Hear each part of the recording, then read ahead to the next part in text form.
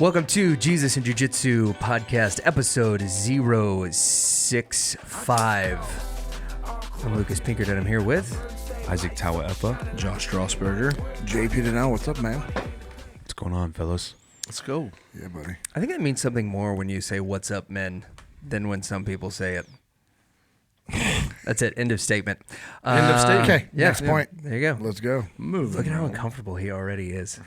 I'm good. Whatever. I'm more comfortable than you are. Why do you think that is? Because I'm a man. I think it's because you've been in that seat longer and you're a little more sunk in. I'm trying to fill Steven's butt void, and there's a lot of extra space here for me. Good luck with that. For me. With his chair lower. Yeah, I feel like I just sat in my dad's chair, and I'm like, I don't think there's enough booty here to fill in this divot. So, yeah, episode 065. Here we are. Starting Josh, strong. you got some stuff to talk to us about, yeah? Got a few things to talk about. Well, Some go ahead. Sponsorship. Why don't you take it away? You boys cracking? Yeah, What is can this we shirt? Get it crack-a-lackin'? I'm It's dope. Retro rifle. representing my. Oh, don't you? Don't do it. Your No, heritage. do it. Yeah, my heritage. Do it. That's My cool. heritage. Your heritage. He's wearing a There are they're some called cool Aloha little, shirts. like, He's wearing Aloha shirts. Aloha firearms Yeah. in that. Isaac is Samoan. I'm Yeah. Hawaiian. You're Hawaiian? So Yeah. we're brothers.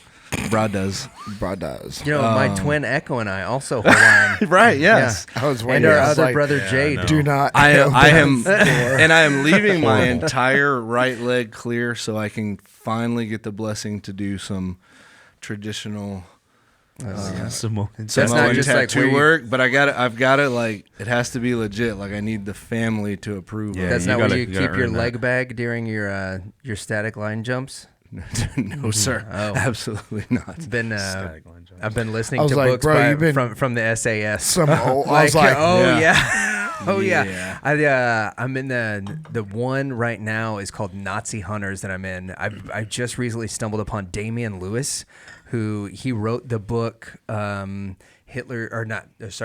Churchill's Secret Warriors, which is what the movie The Ministry of Ungentlemanly Warfare is based off of.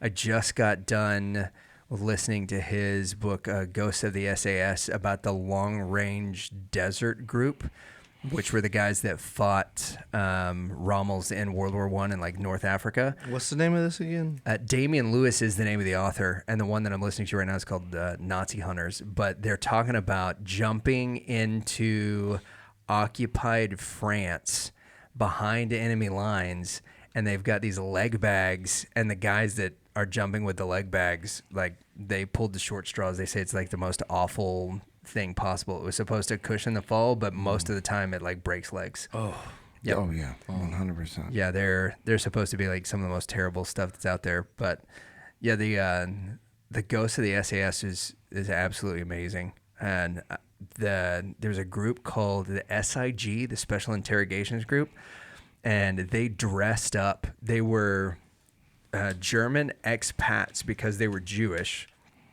They dressed up in Nazi officers' uniforms and took in a bunch of British commandos that were posing as prisoners into a Nazi and Italian occupied base, and then unloaded them to try and get this port, and it's unbelievable. Wow. Sounds like Yeah, the story's Inglourious Bastards. so intense. Yeah, a little bit. Yeah. Yep. Arrivederci. Arrivederci. I have a painting of Buongiorno. I have a painting of Buongiorno. Brad Pitt, and it's him in the white suit with a little button, and it's got the swastika, and it's got like the no smoking sign through it, and it says Arrivederci right on his forehead, and my wife hates it. It's like my favorite piece of art that I own, other than my zombie Shakespeare poster, which says "Alas, poor Yorick, I've eaten thy brains." And so, because she doesn't want them out, she keeps them in the bedroom. So she has to see. Oh yeah, so she has to see them. Like, That these was two the things that compromise. She hates all the time. She's like, we can keep them, but they're going to be in our bedroom. Like, that's fine. Does she not for like me. the movie? I don't know that she's ever watched it. Okay. Yeah. Yeah, she doesn't indulge too many of my like really stupid movies. Jennifer liked that movie. Yeah. She was hesitant, but The historical fiction is good. Josh, talk to us about our sponsor though. Let's all right. You guys tune got your away cans from ready? me talking about all my World War II books right now. Buongiorno. Buongiorno. So first sponsor, Jocko Fuel, as always, we are proudly sponsored by them. Go ahead and get it cracking, boys. I have already drank one today, and I've moved on to coffee now. So we'll see how shaky I get. Isaac assumed I didn't need another one. Yeah, that was You were still drinking that one. Cheers. There was one drink left. one sip. Can I pour some of this in there? Nope. Good looking out. Can you just take this entire No, can? don't want Yeah, it. rude. Can you You take want- Lucas's can? I would take his, not yours. Yep. But I'm not going to take one from Lucas. He's running on an hour and 45 minutes of sleep. Do not crack that open. That's That's a disgusting. classic. Do too. Those are not crack classics. that open. How Those about are, these blue those are Raz, going to be huh? worth $3.15 one day. Yeah, Maybe which is just $3.75. that's 15 cents more than they're worth Retail. whenever you just buy them retail. Yeah. Right. If you want them to look like they're opened, we'll just get a piece of black tape and then cut it around the top. That's an old prop trick. 'Cause that's what you do when you want to make cans look like they're open. Because whenever you open them up, they get really fragile. Yeah. Before I continue, fun fact: this one is only half full, Oh yeah. Never been yet opened. not opened. Yep. Oh, there's an opening. But Yeah, look, there's an opening somewhere. but look, no, There's no nothing rain on the ground. No yeah. rain. Yep. On the table. Where is it? It's just the Could be on thought the top and it could Halfway or evaporate. up, probably. The thought of Dave Burke just being canned was so powerful that it exploded Yeah, out of it the can't side of the contain can. Mm-mm. Nothing can contain Dave Burke. Anyway, we're proudly sponsored on. by Jocko Fuel. Go ahead, JP. You got anything for that? We drink these. Just agreement. You guys know the drill, but we are honored to be able to be supported by them, and the fact that you guys use our code JJJ10 to save 10% is really a nice blessing for us as well. So we appreciate that. We appreciate them. Is our origin code working? No. No. There Cool. are no affiliate codes for Origin anymore.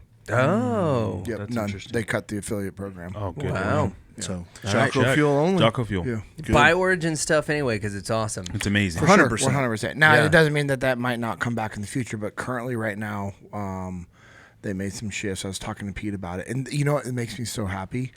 Pete wasn't even fully aware of that. He goes, really? I'm like, yeah. And he goes, dang, I'm sorry. And I'm like, I'm actually very happy you didn't know because that means that you have been using decentralized command to the fullest extent. Right. Because it was in...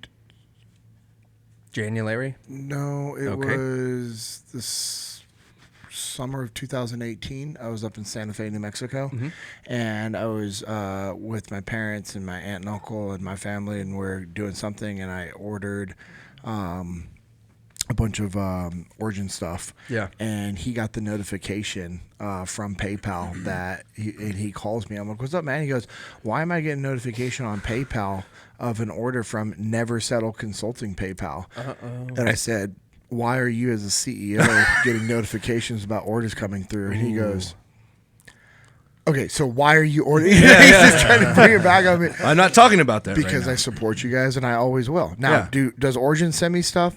100%. Does Jocko Fuel send me stuff for free? 100%. Do we still order stuff and support them? 100%. Yep. So Yeah. before anybody's like, oh, you get all your stuff for free. No, actually, I'd be willing to bet we've probably spent more money over the years with Origin and Jocko Fuel than I have for getting Right. stuff for free for them. I guarantee that's true for me, contrary to what Isaac tells everyone. It makes me so happy because I know the facts, and it makes me so happy that you know that makes him Oh, dude, legitimately. Anyways. He's always about it, man. Yes, I just keep love supporting giving him- Keep Origin, supporting Jocko him. Fuel. I will tell you so I've been on the last 3 days just doing a bunch of work around our house, and man, I've run through all the different types of Origin gear, and you know the Moab pants are just they're awesome. I'll tell you what though, these Nylock field pants, you know. It's a toss up for me, which I love So more. when you do a full day of work outside, the Moabs are awesome because they wear like a jean, but they kind of have that khaki feel, and Right. that it's a weird feel. They feel breathable. Yeah, but yesterday it was you can feel. They're nice. Yeah. Yesterday it was hotter. Yeah. Like way hotter than it was the previous 2 days, and I felt better. Yeah. Because the pants were like, yes, I was like literally like drenched in sweat yesterday, but the clothes that I was wearing kept me cool Yeah. all day long. And so these Nylock pants I think are probably now my favorite. I was texting Pete with them because they had the Nylock straight, Right. and I'll now wear those at speaking events. The Versa pants are great. The Versa Lights are awesome. I wear those to church.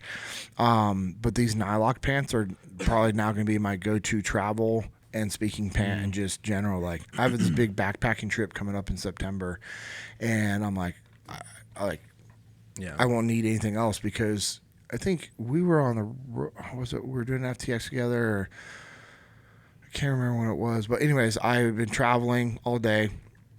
Oh yeah, I was wearing the straights. So I was traveling all day, spoke, and then got a workout in. But I didn't want to because I knew if I went to my hotel room, leaving the room wasn't going to happen. Yeah. So I dropped off my stuff, left, and I went and worked out in these pants, and I was doing the sprint intervals on the treadmill and everything else like that. I sent you guys a video. I challenged the guy to run off. Oh yeah, that's That right. was I that remember video. that. He didn't. He was ignoring you. Yeah. He didn't want the smoke, or his headphones were up really loud. I don't know. One or the other. I like to think. I think he did, just backed down. you know. He saw him in those Nylocks and Bro, was like, he did. no. I did see him do like the cross-eyed thing, like looking over it, and he wasn't backing down from the run, but he's probably like, what does this guy do? I'm like talking to him while I'm running and just flexing. challenging And him. wearing pants too. In the Oh, gym. yeah. So he's like, something's up with this guy. This was prior to JP dragging me to the gym in Delta 68s. Ooh. the And tight fit ones Yeah. too. Oh, his the He tried fighter to back fit out of light a workout. walkout. and boots too, Origin boots as well. So I got a picture. Train how you fight how you train. And I did. I got a little video and shared it on the exercise bike just for like the warm up. Yep. In jeans and boots. It was Get it, dog. good. I did not go in the sauna that day though. That was, I mean, dude, you're just like Trey Pruitt, you know, yeah, whatever. Cameron I mean, Haynes' son. just go with what or you no, got. what's his Instagram is? What is it? I don't know. Anyways, that's why I always say that in my brain. But anyways, he runs marathons.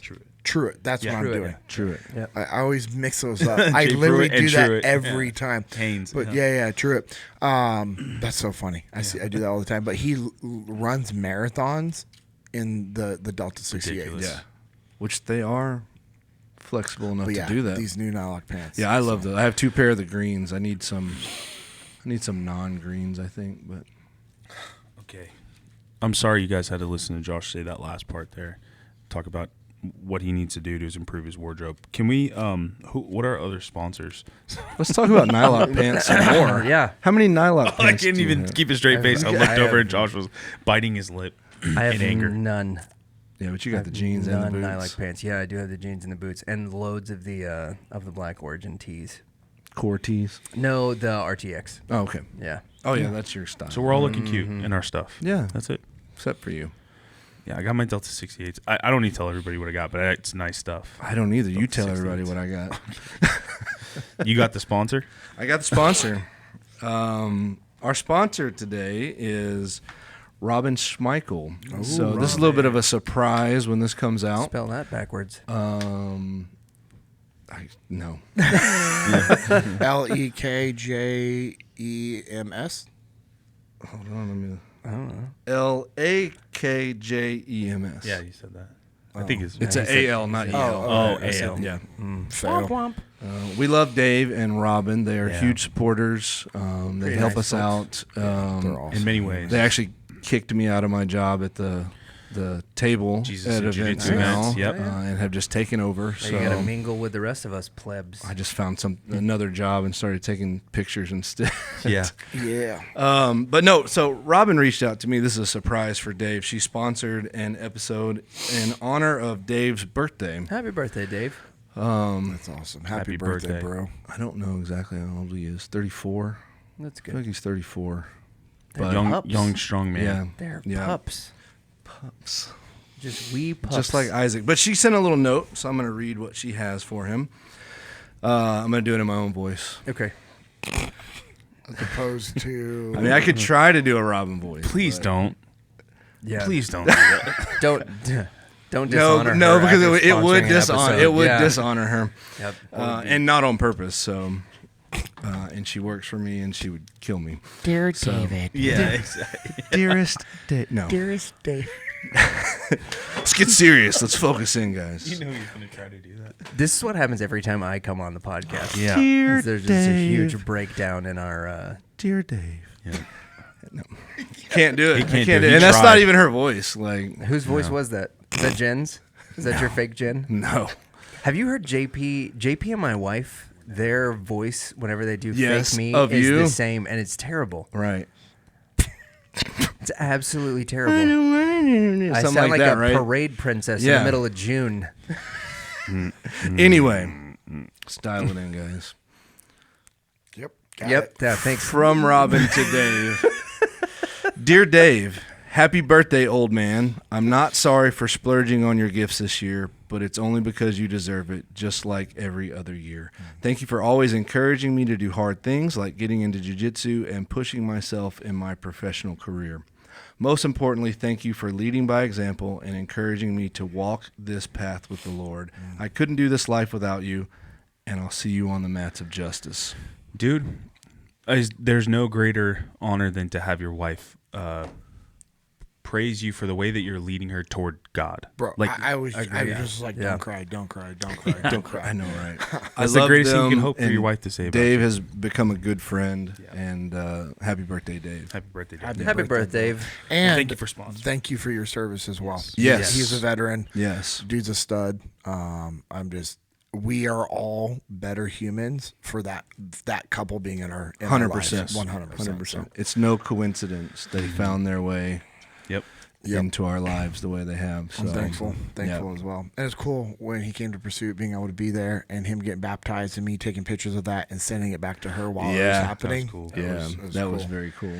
cool to see. I use this shameless plug. Now I use this yeah. Origin notebook every time we do our podcast. Where'd you It's get got that all of our from? notes. I want to look at me in the eyes. Got this at immersion camp. Oh, nice. You want to smell it? It smells. Don't you love the smell of leather? Where do you keep that? In my glove box. Okay. As long as it doesn't smell like farts. or Smells like something. no. The leather smells smell like- is so That's good. nice. It smells like You gotta get it real close. betrayal and Don't waft.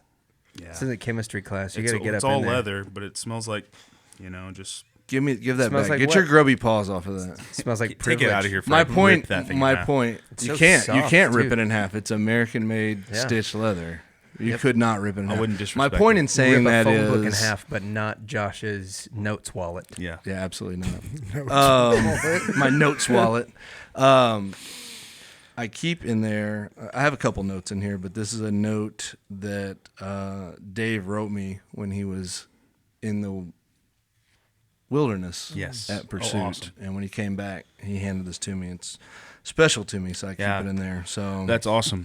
Bro, that's huge. That's yeah. a meaningful note. Those ones that we all send out to participants at the time, but then also the ones that people write back when they're out there, yeah, and it's just them and God, and then they decide to write. That's really cool. Right. That's awesome. so That's busting. yeah. happy I love birthday, it. Dave. Happy birthday, Dave. Okay. Cool. Well, fellas. What else is Yeah. going on? Well, I mean, I know that we have. I know you brought a book today that we're going to discuss, but before that, any jiu-jitsu stories? I got a cramp.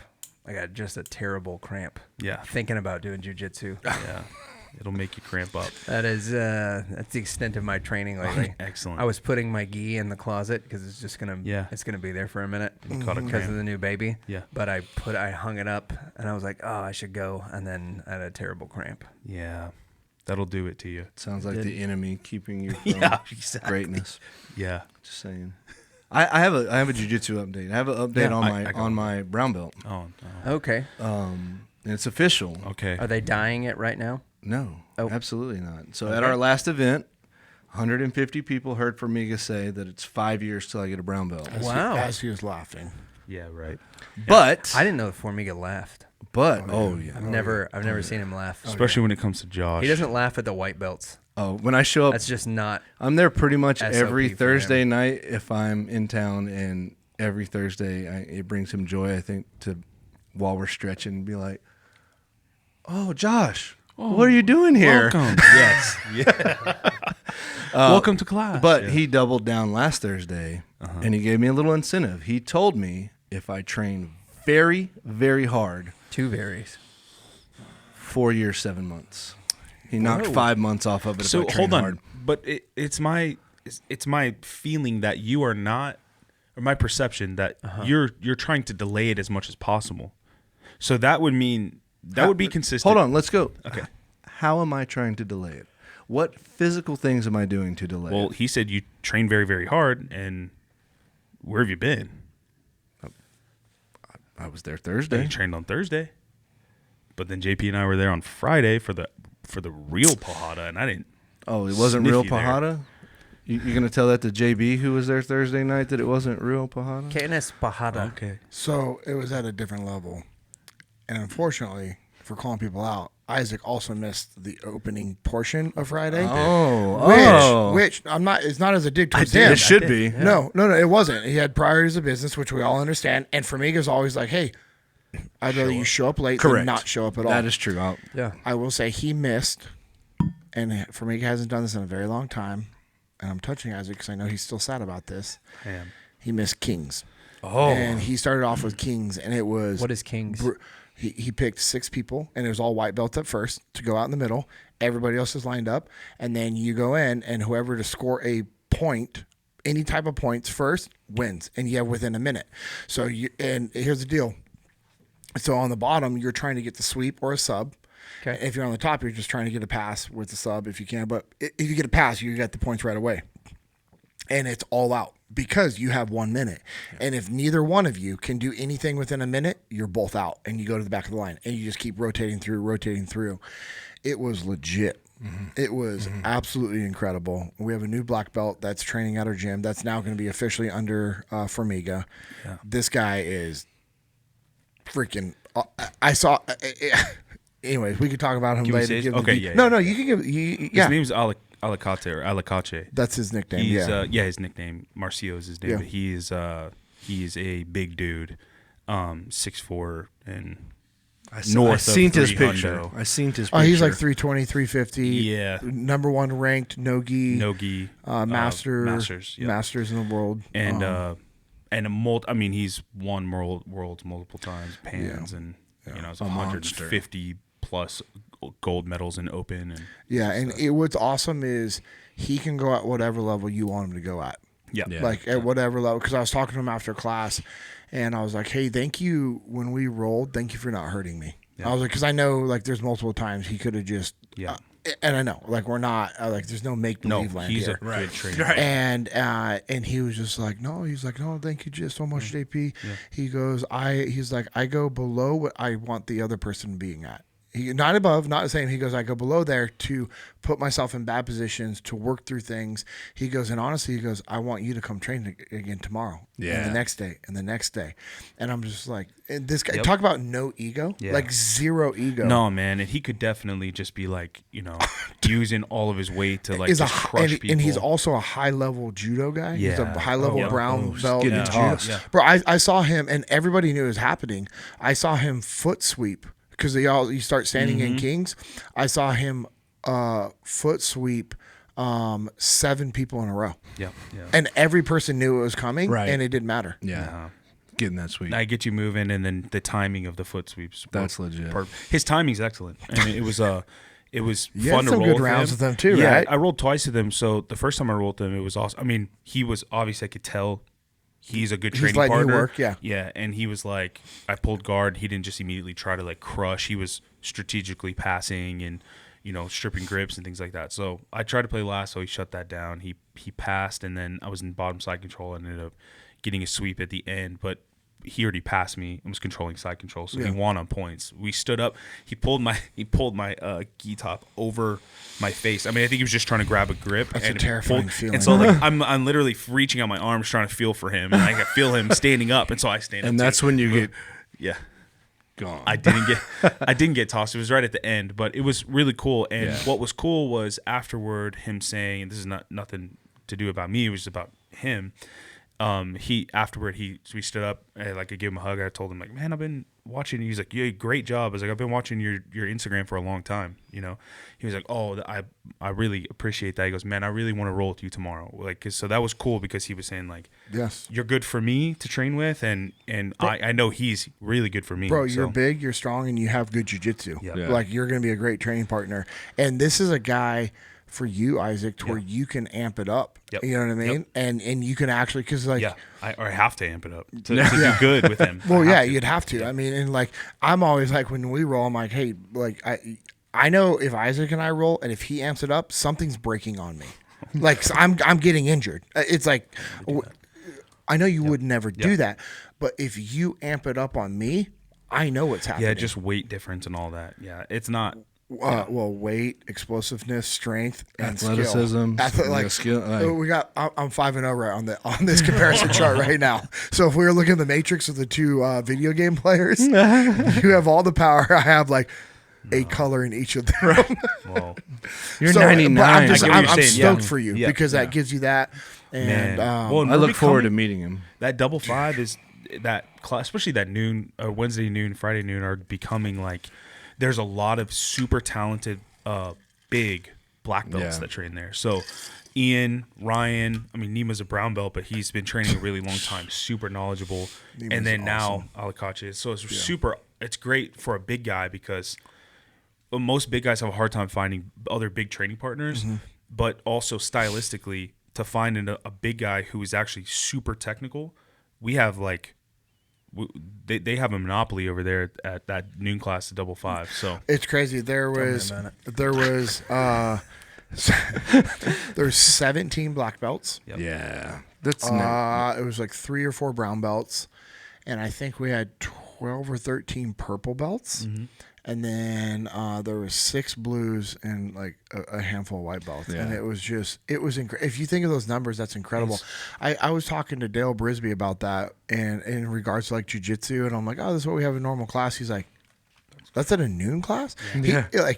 I talked to other people about that as well that do jiu-jitsu, but it's funny, like Dale's reaction was just like, wait, you guys have access to that? I'm like, yeah, man. Yeah. And like even the black belt that was out at Dale's when I went out there to record and we trained jiu-jitsu, this guy, awesome. The guy was a freaking like stud. Learned a lot from him. He's a Lovato black belt. Oh, sweet. And and then there's this awesome blue belt there, and there's a few other white belts that were training. But when I was like just talking to him about like a casual noon class, like in the evening class, it's crazy as well. Wild, it's one of those things that I'm glad. I'm thankful for every gym that I've ever trained at, like officially, and then also all the gyms I cross-train at, because it really it allows me to appreciate like what we have. And even my old gym that I left, as you guys all know, like I didn't leave there on bad terms. It was just I needed the shift in my life with us moving and scheduling and everything. I still have a great relationship with all those guys. And I still talk with them. I'm in a group text with them. That's the right way to do it. Well, and some of these guys are like brothers in Christ. Like I love all of those guys. Truly do. I love them. I pray for them. There's like not one guy in that group that if they reached out, I'd be like, I would just be like, cool, down, like in that gym had great cross training and open mats as well. And that's the competition class I rolled as a purple belt was there. And I was like, what is going on here? Their Saturday comp class is incredible. And it just shows like if you do jiu-jitsu and business and life right, you attract the right people. Right. And it's just a cool thing that we have access to. Yeah, totally agree, man. It's crazy. Kind of spoiled a little bit, and also spoiled just being in the Dallas area. So even if you're not at that specific school, just being in Dallas and having, we are so blessed to have such great jiu-jitsu in this area. Yeah, 316. Yep. Jiu-jitsu under Yago, who just taught. Pedro's gym 413. Peak where I used to train at down in Keller. And then all the double 5 affiliates. Double five Mid City, Solidarity, Alliance. And then Six Blades. Eclipse. Six Blades. And then the Argyle Jiu-Jitsu, Argyle. It's like all these gyms that we have access to.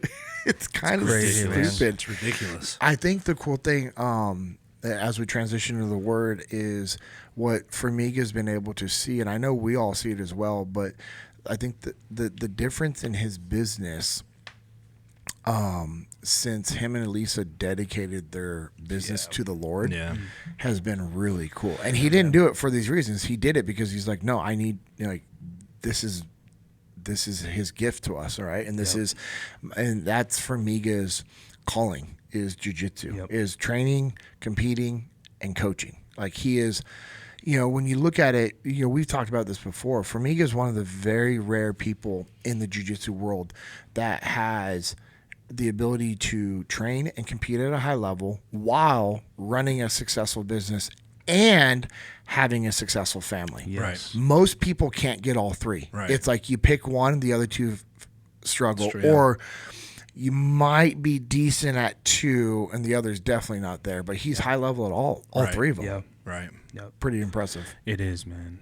So Especially now, like you said, he's dedicated the gym to the Lord, and he's walking with Him, and he's coming to our our fellowship soon, and he just wants to be a part of studying the Bible and getting closer to God. Yeah, I know he goes to that's church. awesome. Like, yeah, he it's comes to awesome. Milestone with us. Yeah, There's a yeah. good amount of Brazilians that go to Milestone. Yeah. Cool. Yeah, They might need a Portuguese service. dude, that would be cool. I think they're talking about doing. They're trying to connect Formiga, Pedro, and a few other Brazilians to do a like a Milestone small group. Oh, that'd be Sweet. cool. Yeah. So That's cool. awesome. Anything before we jump in the word? Yeah. Anything else? No. No. Cool. Okay. Big gulps, huh?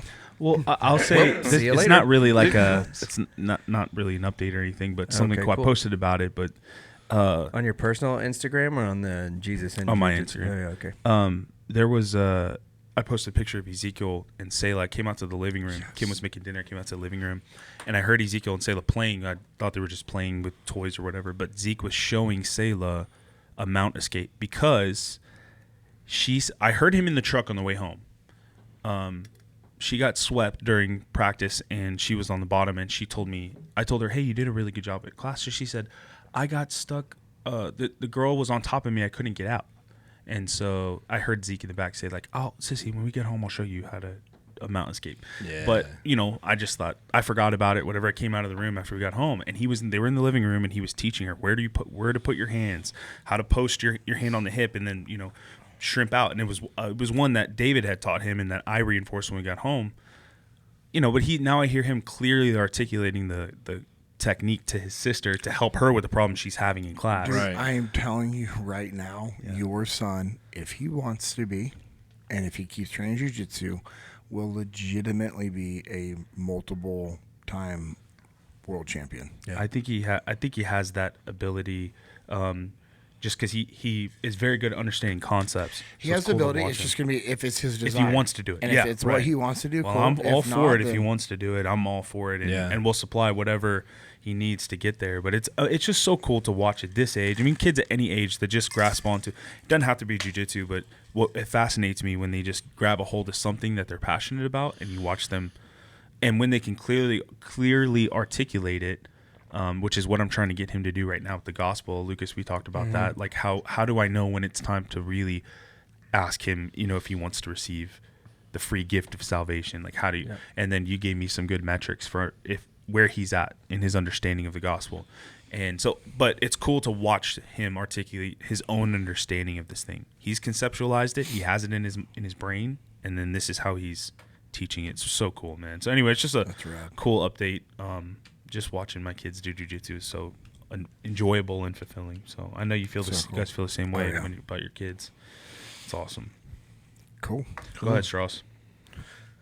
Excuse me.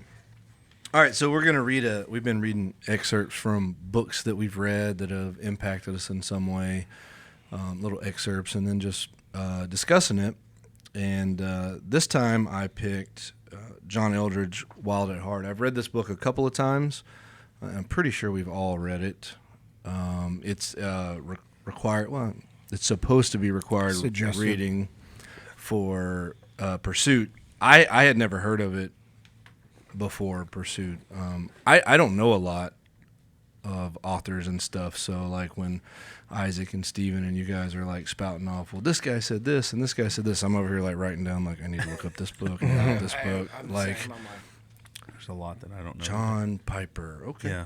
or Yeah. Giglio, Yeah, or something. Like I hear these names and like I don't know any of these people. So anyway, I read this preparing for my Pursuit, and it was very impactful. I've read it. I think I've read it maybe 3 times now. So anyway, I've got a little excerpt here. This is, if you have the book, it starts on page 108. But this is this little portion is entitled The Source of Real Strength. Guys are unanimously embarrassed by their emptiness and woundedness. It is for most of us a tremendous source of shame, as I've said. But it need not be. From the very beginning, back before the fall and the assault, ours was meant to be a desperately dependent existence. It's like a tree and its branches, explains Christ. You are the branches, I am the trunk. From me, you draw your life. That's how it was meant to be. In fact, he goes on to say, apart from me, you can do nothing. And that's John 15:5. He's not berating us or mocking us or even saying it with a sigh, all the while thinking, I wish they'd pull it together and stop needing me so much. Not at all. We are made to depend on God. We are made for union with him, and nothing about us works right without it. As C.S. Lewis wrote, a car is made to run on gasoline, and it would not run properly on anything else. Now, God designed the human machine to run on himself. He himself is the fuel our spirits were designed to burn, or the food our spirits were designed to feed on. There is no other.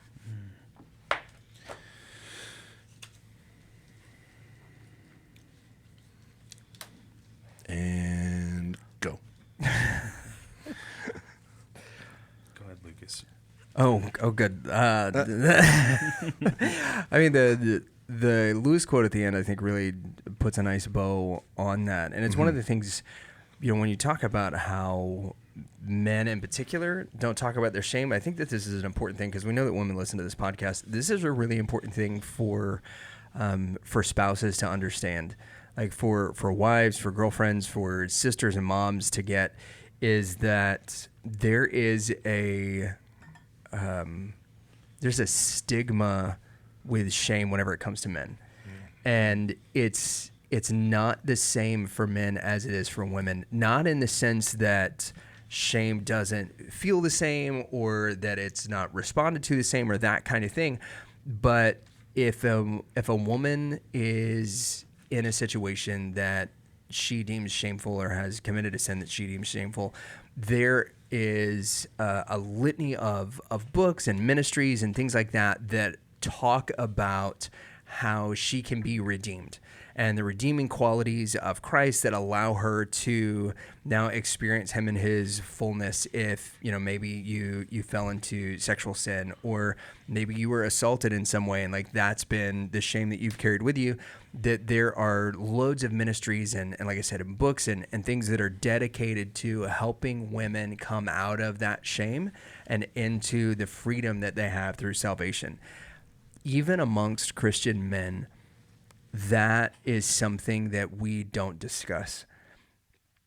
And it doesn't matter why we don't discuss it, other than when we let those types of things fester, they cause in us hurts, resentments, and barriers between us and Christ. And that's really what C.S. Lewis is getting at in the piece there at the end. And it's one of the things that Eldridge talks about throughout the book, because men experience shame, like I said, differently, but for a myriad of reasons, right?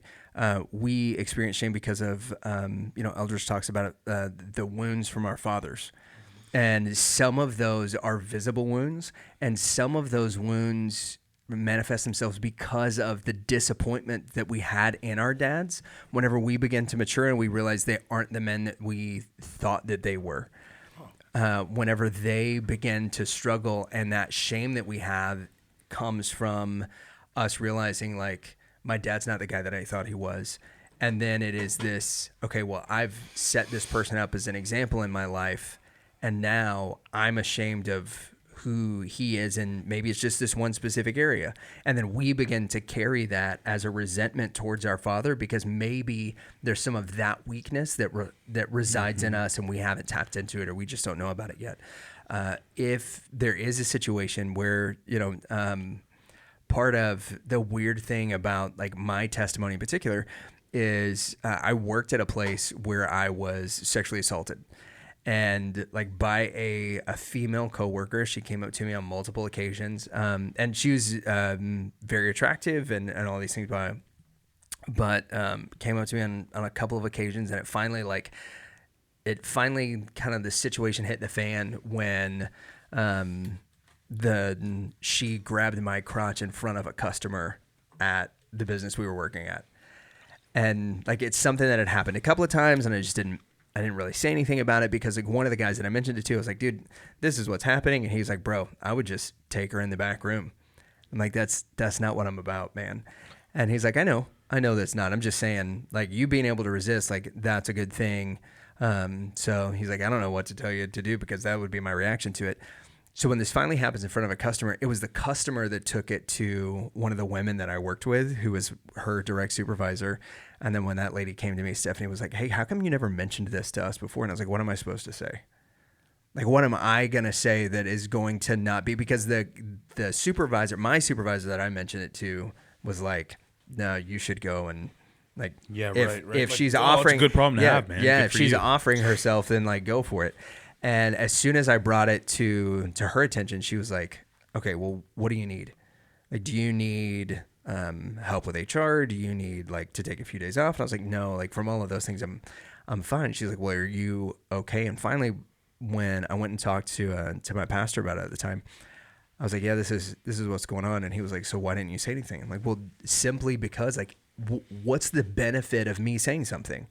Because the response that I'm getting is already this like, hey, you know, you should take advantage of that situation. But as a believer, as a guy who was in ministry at the time, right? I'm a youth pastor, and like this is happening, and I'm talking to my students about purity, and it's not like those temptations and things weren't there, but then there's that balance of like, oh, I'm ashamed that this happened, that it happened publicly, that it happened in front of a customer, right?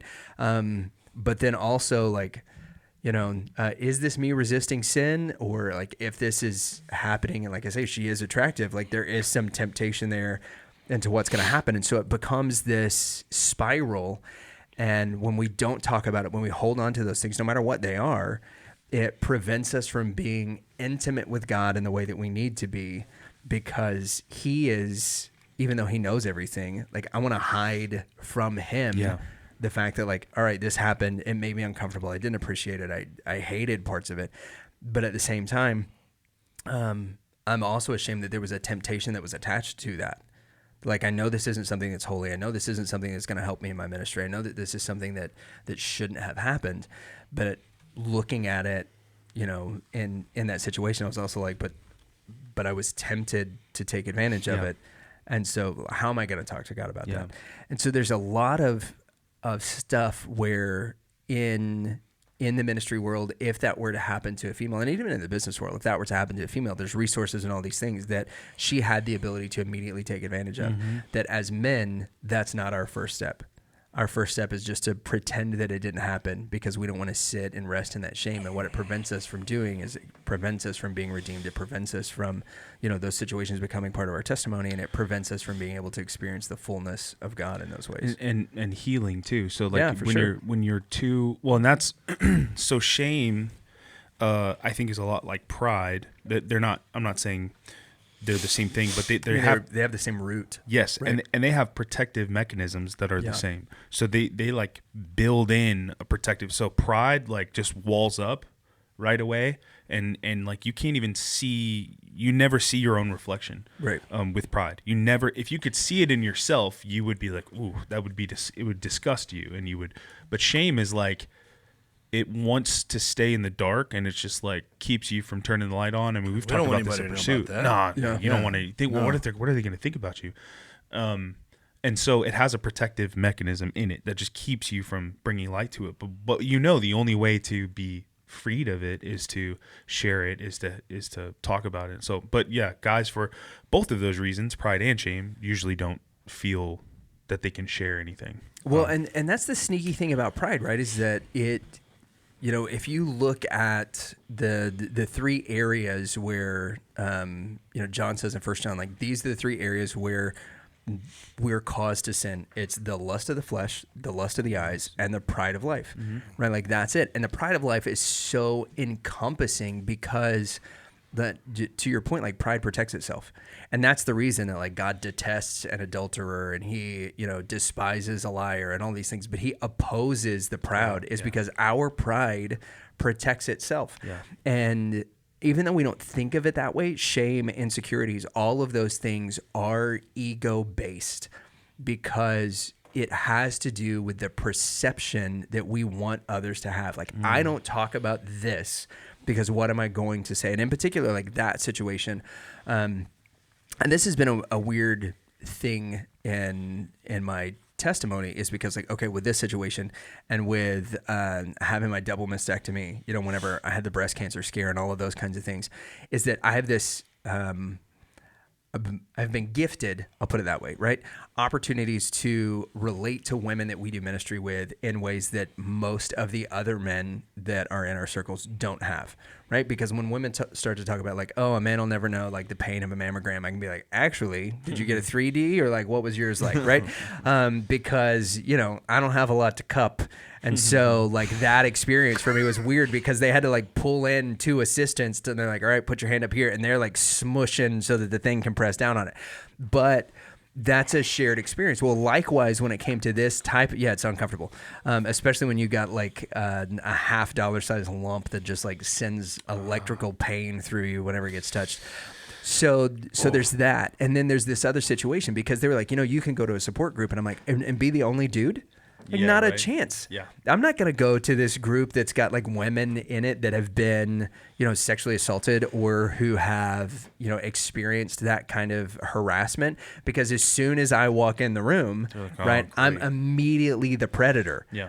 Like, I'm the one that's getting the side eye because it was men who perpetrated this against them. Like, there's no way that that's going to happen. However, in ministry, when women have talked about this, they're like, you know, this is a problem that a lot of women experience. And I'm like, actually, I can relate.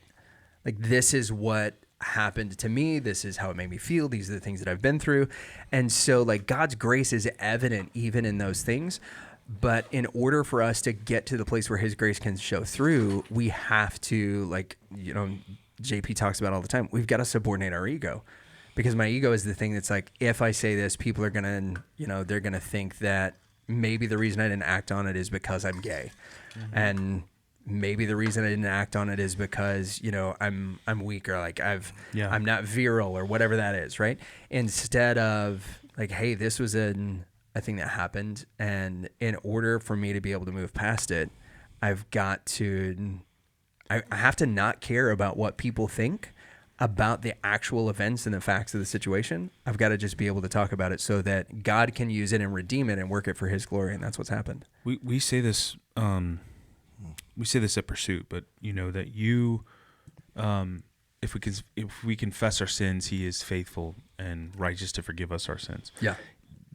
There's also a verse that talks about that to receive, like, healing, we're to confess to our brothers. Right. So it's like, that's in James also. Yes. Yeah. So we confess to God to be forgiven. You're not forgiven by confessing to other people. But when you confess to other people, when you share these burdens, when you talk about these things, you can find healing and you can find peace. And so it's a biblical principle laid out. This is the word of God, and he's giving you the roadmap to freedom. So if you are hurting and there's a wound that's festering and that is infected because this shame is eating you up, the solution, according to God, who created you and knows how all of these things work, is for you to share that burden with somebody that you trust. Preferably with a person who's walking with the Lord, who's going to have a biblical answer for you, and be able to comfort you according to Scripture. Yeah. So that's I guess a direct challenge from us to you, the listener. If you're out there and there's things that you're dealing with, or there's things you've pushed down and you haven't shared with somebody, and it's hurting you, this is your sign to reach out to a person that loves the Lord and loves you, and would be willing to help you through that. And if you don't have someone in your life that'll do that, you can reach out to one of us. I hope we can. Of course, we'd love to get to all of you, but like, please, because there's no reason for you to continue to carry that burden. But I was just gonna keep it to that one paragraph, but you guys have here hit we on go. some stuff. So Here it we go. continues. Yeah. This is where our sin and our culture have come together to keep us in bondage and brokenness, to prevent the healing of our wounds. Our sin is that stubborn part inside us that wants, above all else, to be independent. Mm-hmm. There's a part of us fiercely committing to living in a way where we do not have to depend on anyone, especially God. Yeah. Yeah. Well, that's the Ties the pride. exactly It's- into yeah, what- the Yeah. self-protecting pride that says, "Well, I don't need it. No, I don't need to talk to someone else to find healing. I just got to go on a journey to discover myself, and I'm gonna Oh deal my with all this gosh. pride, right? I'm So gonna sick of self-discovery. Me too, dude. Well, there's not much to find there. I No, mean, Yeah, I went to discover myself, and I realized I'm pretty much bad at everything, and I need to be dependent upon need God to be God. successful. I Yeah. need to be desperately dependent. I wrote Yeah. that down earlier. I like that. Yeah. it Yeah. was good. So the verse that he mentions in here is from John chapter 15, the analogy of like I'm the vine and you are the branches, and that thing that Jesus talks about. Like JP, you've done a lot of landscaping work recently, right? And I'm curious, just for the sake of where this analogy goes, right? How do you determine, like on your property, what you get rid of and what you prune? Get rid of the stuff that we don't like, that it's ugly, that kills the other things around it.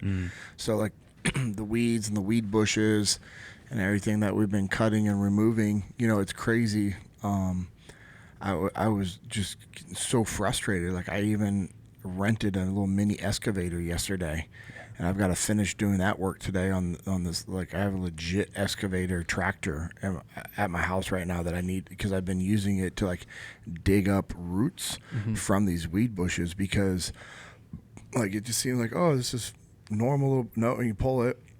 I was back, and then I was having Aiden dig around all of the root systems so that we can like cut them or whatever. And then as we did that more, I realized like these have some of the most crazy root systems ever, and they're just tied in and intertwined with all the things around it, and like they just kill all like the good stuff that we want, like the good trees and the good bushes. And so for us, it was determining, okay, hey, what do we not like? What's ugly? What's going to kill the things around us? And like the trees and bushes that we want to keep, we prune them for growth and to kind of mold them and shape them the way that we want. And it's been very frustrating, like just dealing with these weed bushes that the homeowner before us just let grow up and like trimmed up, like it was like, oh, these are nice bushes. They look cool, right? It's Yeah. invasive and it's taking over everything. Yeah. Shocking that he wanted those. I'm going to stop my thoughts. Well, the thing is like you can do one of two things when something invasive comes in. You can either embrace it and work around it, or you can get rid of it. And particularly like when you look at, I've got a friend who's an arborist, right? Like a tree specialist. And they were talking about, like when we were pruning trees at our house, what to look for, because if there's like limbs with wilted leaves, you need to get rid of those. And I was like, all right, why? Like, is it because there's like a critter in there, like, those stupid silkworms that we get like once every 4 or 5 years that just make a whole mess of everything for a summer? Like, what does that mean? And he's like, well, when the leaves at the end of a branch become wilted and the rest of the tree is fine, the infection will actually trace from that branch back to the tree, right? It doesn't start from the trunk and move there, but the infection starts at the branch and goes back. And when we look at the verses here that like Jesus is talking about, like I'm the vine, you the branches, remain in me, is like he is never going to give us anything that is rotten and diseased. It's when we're exposed to the world that happens. And if we're not pruned, if we don't take those things away, then that rot, that disease starts in one area and it starts to infect all of the other areas of our lives, all the way back to where it becomes something that makes our relationship with God untenable for us to maintain if we have not done the work in order to be in the Word, asking God to prune us, asking God to take care of us. And so we become then the invasive species or the invasive thing for that tree. And what we can find is that when we have, especially as men, because we're supposed to be leaders in our homes, we're supposed to be leaders in our church, if we allow that disease to continue, whether that disease is some type of sin, whether the disease is shame, whether it's pride, whatever that looks like, if we allow that in our lives, then we start to spread it because we're setting the example for it. It's the same reason that like those father wounds surround us with such shame just because we realize the sin that our dad had, and then we also become ashamed of that thing. When we do the same thing at our homes, when we're not honest with our spouses about the things that we're going through, then we begin to spread that to our spouse. We begin to spread that same shame to our kids, to our families, to our churches, and those types of things, until we have become the root of the problem. We have become the invasive species that is taking everything else down, because we are setting the example that, you know what, you don't actually have to be part of this tree if you don't want to be. Like I'm fine without any of it. And this analogy that Christ uses, that apart from me, you can do nothing, is so important for us to remember when it comes to all of these different areas of our lives, because just the example that he uses, the analogy that he uses, is a branch can't survive on its own unless it's grafted into something else. And the thing that we often attempt to be grafted into are our areas of the world that maybe we're attracted to, but ultimately, like most grafts, right, they become poisonous to us, and they're the very things that allow us to die, when instead we should just look to the Lord, ask for a little pruning, and move from there. Yeah, that whole John 15. It's not so bad. It's it's not such a bad bad scripture. No, not at all. If I were to rank it, I would rank it not so bad. Yeah. Well, Not it's an too incredible. Well, Jesus was not an arborist, but he created trees. Yeah. So Sort of makes I'm him saying, the like, ultimate arborist. what's cool? Yeah. I mean, it means a lot. Like, that Jesus used. Why did he? Which is so cool. If you look at all the parables, it's like, why? Okay, the God of the universe that knows all things and holds all wisdom could choose any story to tell, but he told it in this way. Why? He's given us, I think, trees, roots, invasive species, good soil and bad soil, fruiting trees and rotten trees. He's given us all of these things to demonstrate and illustrate his glory, and to show us things like this. He made sense of it for us here. Well, we know the nature of how plants work and how something can't live unless it's connected to the source. That branch can't survive unless it's connected to the, to the vine. And so it's just amazing. I mean, just the depth of this little scripture here. Us talking about this, JP giving some visuals from his recent, digging up the yard recently. Were you talking about those roots that go deep? And I mean, it's just such a rich illustration that people have been chewing on for thousands of years now, and just pulling more wisdom out of this. But I love, again, I'm just going back to the desperately dependent thing, because so that's an illustration of how dependent we should be on God, is that we should be the branches connected to the vine. We get no sustenance, we get no life, we bear no fruit without being directly connected to him.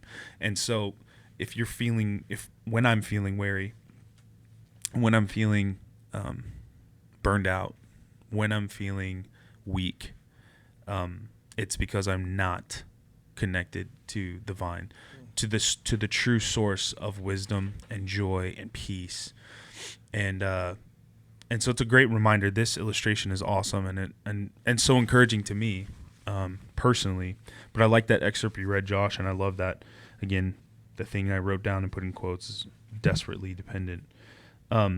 So Jesus, I wrote this down. Jesus he's not just like a companion that he's not your little buddy that joins you for your journey in life. Like, he is the goal. He is you know what I mean? But a lot of people, he's not just another hobbit in the fellowship. Is that what you mean? Yeah. On the journey to Mordor, he's actually the entire mission. He is our aim and our goal. But so many people are like, okay, I'm on my little journey to success, and cool. Jesus, come on, I'll add you onto this thing, and you can come with me. And glad I need you. Yeah, there's actually a scripture specifically about that, also in James. It says, "You say you will go to such and such a place and make such and such a profit, but you never say if the Lord wills, and so you fail." Yes. Oh. Yeah. If it's your mission for my life. And then we want to complain to Jesus and be like, "Why didn't you make this successful?" And he's like, "Oh, well, you actually never let me in on any of this decision. You didn't give me a seat at the table in the boardroom, because if you would have asked me, I would have told you a bad idea." And we're like, oh, you did this to me. And he's like, no, I didn't. Kinda. I didn't actually get a vote in Did it what to you were yourself. doing. Yeah. So Yeah. that was yours. So the illustration of just the branch and the vine, and about us being desperately dependent on him. It's like I said the whole thing about him not just being your little buddy that accompanies you. He is the main thing. He's the source of life, and that's reshaping a lot of how. Well, for me, like it helps me put him in the right priority because he's not always the focus of what I'm doing. Sometimes I'm just bringing him along. Like, God, I'm going to do this thing, and I hope you bless me. I hope you help me with this thing that I'm trying to do. So it's good mindset shift. Mindset shift. Yeah. Yeah. Yeah. So that's all the good. English I'm speaking for today. Anything else? I can't wait to see what the captions come up with Right. for that. Oh boy! No. Strike two Ban. for Isaac. Yeah, Man. there you go. No. Dude, that was good. Thank you for elaborating. Yeah, I on know. that. Yeah. That was good. I was just sitting here listening and just processing everything. That was really good, man. Thank you guys for. Thanks, Josh. It's a for good bringing that- reminder. Oh, sorry. No, go. I interrupted you. I was just saying thanks to Josh for bringing that up. Oh. How often, I'm talking to myself right now, but just I want everybody to, as listeners, to maybe do an assessment yourself, is how often are we only focused on growing our circles, our friends, our influence, and blah, blah, blah, blah, blah, all that stuff, and failing to prune. And if we actually took the time to prune, things and people would allow us to flourish at a faster rate. 100%.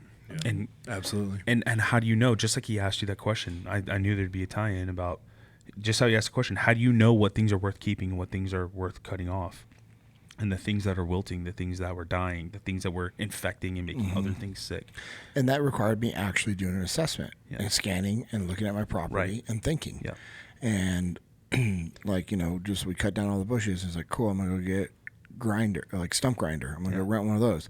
And then the more we dug around, I realized I'm like, I don't think the stump grinder is going to remove the problem. Like, we've got to kill these roots and dig them up. And it's crazy. Like the excavator I was supposed to get ended up having a hydraulic line issue with it. I had them test it out before I got it. Like, that was a life hack or not hack, but a tip from my father. Hey, if you're renting equipment, have them test it first so that you're not liable for repairs. Right. Smart. He goes, especially if it's like tractors and stuff like that. And I'm like, okay. So I had them do it, and they're like, oh, you know how to use it? I'm like, yeah, but can you run me through it? And they looked at me kind of like, really? And I told him, I'm like, I don't have any pride that's getting in the way. I was like, show me how to use all these things, as if I didn't know.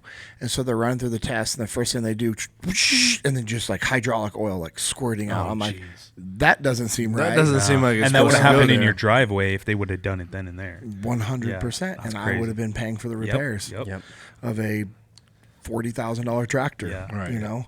It's so instead, I always get that insurance, especially on that. They're like, hey, do you want the insurance? I'm like, what is it? They're like, $33. I'm like, yep. Yeah. 100%. 100%. Especially, but anyways, and so I had them test it out, and I'm glad they did. So I end up they don't have the type that I need. I'm like, okay. They're like, we have this little one. I'm like, I got the ghetto downgrade, but okay, it's getting the job done. But it's crazy. Even this excavator, there are root systems it cannot pull up. Wow. It's a freaking tractor, Yeah. and the backhoe on it cannot pull up roots because some of the root systems are just so. And these are from little weed bushes that I cut, and I'm just getting so mad at it. So now what I'm doing is digging around, digging in front, and just breaking off little roots at a time by each.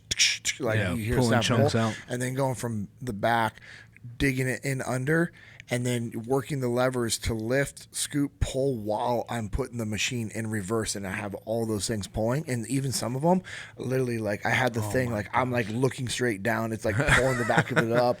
I'm like, all right, slow release back down, boom, and then just working that back and forth.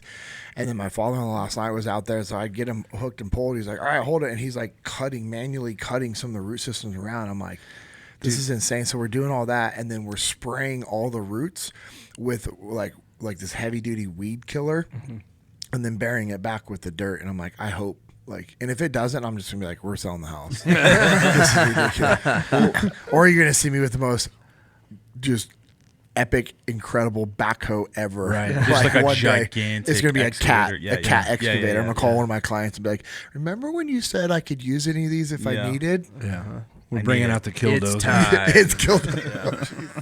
Yeah, it's time. Shout out to Roscoe Heavy Duty Equipment Thanks, Roscoe. Yeah, and Mount that's it. Caramel Stabilizers and some of the other clients. Right? Dude, all of them that I do, like the heavy equipment things, every single one of them, like, bro, anytime you want some equipment, we got you. And I'm always like, do you? Yeah. Do you? I just want to drive one of those massive dump trucks that you have to get into with the ladder. Yeah, with like the 10-foot tall tires. Yep. Yeah, That's those what are I want to crazy. do. Yeah.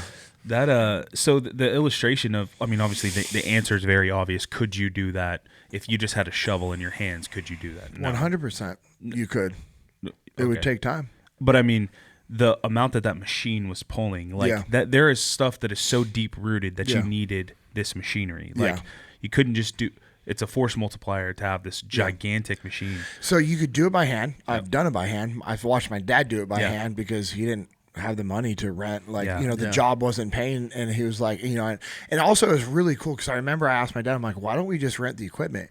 He goes, by the time it takes us to drive there, rent the equipment, come back, use it, refuel, bring it back, drop it off. He goes, I can have this all done by hand. Yep. And he goes, he's like, it's going to suck, but we're going to. And he literally shovels and pickaxes and sawzalls. And he would like pickaxe around everything. I know, I'm telling you, like, Bro, I love a good I've sawzall. never, like, when I say I've never seen another man work as hard as my dad has on a job site, that's not me going, oh, my dad. I'm telling you, like, factual, it's just insane. And so, but he would like dig it all up by hand, but the sawzall. But to your point, if you had the ability to use a big excavator every single time, which of those do you think my dad would choose? Of course. Yeah. Excavator. The excavator every single time. And there were times where the job allowed him to have those big pieces of equipment, and he'd just be like just running through it, and it's crazy. Well, the illustration, I'm saying, if you take it over to the spiritual thing and what this is saying, so the one that does the pruning is God. Yes. So we actually couldn't get those roots up even if we had the heavy machinery. Yep. This is the type of stuff that we can't even uproot on our own. Mm-hmm. And so the cool thing is, as like we're Cora and Nola trying to do it. So could Cora and Nola get anything up? No. Even with the proper tools, they're not. They're not big enough. They're not strong enough yet. They just physically couldn't do it. Yeah. You and I, the four of us, we could do it. Yeah. It's gonna suck. Yeah. God's like coming in with this. Yeah, he's the coming, way in, that he's only coming he in can with do. the Caterpillar equipment. Yeah. Where it doesn't even like you don't even hear the hydraulic lines. Like there's no like strain. He's just like. Yeah, it's easy for And him. that's out. You need, This is what you're confessing to me. Yeah. We're getting rid of this.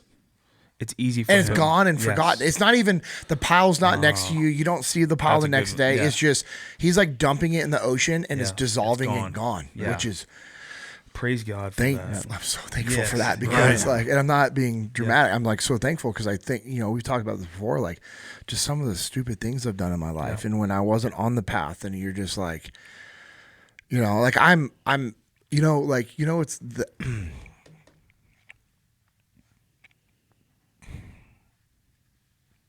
I'm thankful that Aiden is going to grow up like you. The way that you've lived your life as a young adult. He is not going to be like me as a young single team guy. He's going to be like you, getting uncomfortable when that stuff happens to him, if it happens to him. Yeah. Not the young single team guy that would have, I'm telling you, like, unfortunately, I know the direction I would have gone with that. Right. Although, which is sad, and here's what's sad is when I was in high school, I was that kid. Yeah. I was a virgin throughout high school. I was going to wait until I was getting married. Now I did things I shouldn't have, and whatever. Sure. But like I think about like Aiden, like bro, that dude is squared away. Yes, you know? maintaining purity, walking Yes. in righteousness. 100%. Like it's impressive. Yeah. So, Praise anyways, I'm just like thankful for he that. He grew in fertile in the soil that fostered that kind of character because God's hand is on him, but also you've tilled and prepared and helped this tree grow that can bear good fruit, the fruit of the Spirit. And we had a small portion of that. Yeah. The leaders at our church, I would say, have done the heavy. And that's what's cool about tomorrow. You guys will be there. This is going to air way after, but Aiden's graduating high school tomorrow, and his grad party is everyone that's coming. It was just like people that have are critical members of our life right now, and or have played a critical role in his upraising. That's awesome, man. And so all of his youth leaders are bummed because they won't be able to be there right at 6 because there's a meeting at a church. But they're like, oh, as soon as it's done, like we're headed that way. That's So cool. it's That's awesome. looking forward to it. And it's just going to be awesome to be able to honor Aiden and just like the young man that he is. Like I sent you guys that video of him working yesterday. I was like, Let's go. and then I said it to one of my buddies, like, bro, your son is getting jacked. I know. That's awesome, So, man. So anyways, proud of him. sorry that derailed what we're talking about, but I was just thinking, It's like, right in line. it's cool. Well, we're talking about healthy plants. Yeah. I do want you to like keep an area that's just weeds for my sons. Because my 20-month-old is already showing me that he's going to be pretty defiant. And I just want to have that in my back pocket. Be like, look, if you keep this up, we're going to Uncle JP's, and you're going to start pulling weeds. So the back portion I haven't even addressed yet. Perfect. So there's. If you could wait like 6 to 10 years to start addressing it, we'll have a workforce. I mean, for I'm you. just saying you could address it now, and that lesson will be with him. Yeah, Like, hey, for sure. I mean, Yeah, I'll also be sleeping on the couch because his mom's not going to have any of that. Well, Yeah. So you wait until he does something that disrespects her, and then you're like, "Hey, son, now Yeah. I'm going to teach you a lesson." Come on. And then it's like, Do it. "Hey, honey, this was in your honor." Yeah, I told him what poison ivy looked like, but he just doesn't know very many words. So He was chewing on it. He wasn't Yeah, listening. he was going the Native American route. If you just eat it as a young child, you'd be immune. Yeah. as an Immune yeah, to it. 100%. Doesn't bother you. Yep. Did you know that? No. Like Native Americans, they would feed their children small little bits of poison oak, poison ivy, and other things when they're like, as a kid. It was like early exposure to it, like small, tiny little bits. Yeah. And that's why, allegedly, that Native Americans, for the most part, they don't That's get poison oak crazy. and poison ivy. This is what I've been told from friends that were Native American. So, It makes sense. That's awesome. I mean, think about what they lived in and what they're exposed to and Yeah. what they ate and everything else like that. I mean, that's crazy. pretty cool. All right, Joshy, you want to pray us out of here, man? I think it's Isaac's turn. Oh, is it Pray us out Isaac's here. turn? Okay. All right. Let's go. Heavenly Father, we thank you so much for your word. First and foremost, your word that is sharper than any two-edged sword. Your word that that pierces and corrects and guides and comforts. And so we thank you for the wisdom and the truth that is in your word. I pray that you make our hearts fertile soil to receive that the seed of your word, God, that we would hide your word in our heart, that we might not sin against you, God, and your word planted in us would manifest as the fruit of the Spirit, God, that your work in us, God, would be evident to everyone in our lives and the people around us, God, and we would live in such a way that they would be curious about how we handle difficulty and stress, and Lord, how we don't operate in pride, and how we don't walk around heavy with shame and all these things. And it's not because of our own strength, but it's because of your Spirit, and it's because of your guidance and your love in our lives that we can live in freedom and joy. And so, Lord, I pray that for everyone that's listening to this podcast right now, that you would bless them in the gym, in their cars, in their workplaces, Lord God, wherever they're listening to this or end up watching this video. God, I pray that you would bless them and their families, and bless them in their faith, and bolster them and encourage them, Lord, and that whoever's dealing with shame or pride or hurt in their past or any of these things, God, that they would feel that you would prompt them to connect with a brother or sister in Christ and to share their burden. Ultimately, God, that they would be that they could be free and walk in joy and to come to know your love for them. We love you, and we thank you again for the opportunity to get to do this. Lord, this podcast is a blessing to us, and it's a blessing to the people that listen to it, according to a lot of people that let us know that you've done so much good work in their lives and in their hearts through this ministry and podcast. So pray you continue to bless our podcast and our ministry and bless every listener out there. We love you. It's in Jesus' precious name we pray. Amen. Amen. This has been Jesus and Jiu-Jitsu Podcast, episode 065. Go train. Coast.